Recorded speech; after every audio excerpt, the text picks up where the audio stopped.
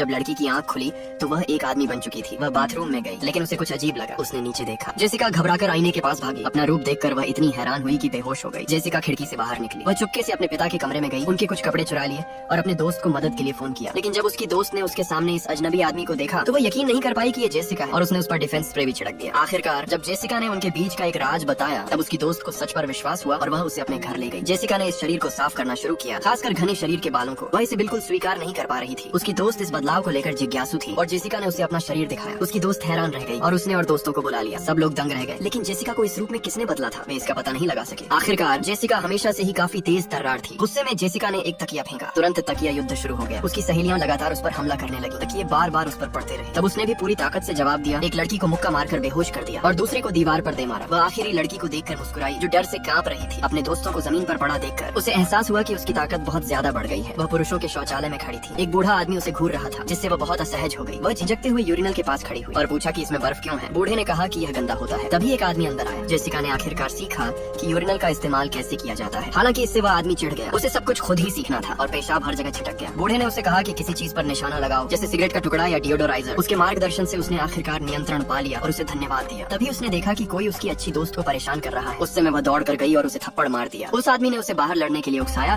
लेकिन उसे लड़ना नहीं आता था। लोग हैरान थे। आदमी ने मुक्का मारा, लेकिन जेसिका ने उसका हाथ काट लिया। फिर उसने उसकी पिंडली पर लात मारी और अपनी जीत का जश्न मनाने लगी। अचानक उस आदमी ने उसके गुप्तांग पर वार किया। उसने कभी सोचा भी नहीं था कि यह इतना दर्दनाक होगा। अपनी दोस्त के हौसले से उसने उस आदमी के बाल पकड़ लिए, कुछ बाल उखाड़े और वही गुच्छा उसके चेहरे पर दे मारा।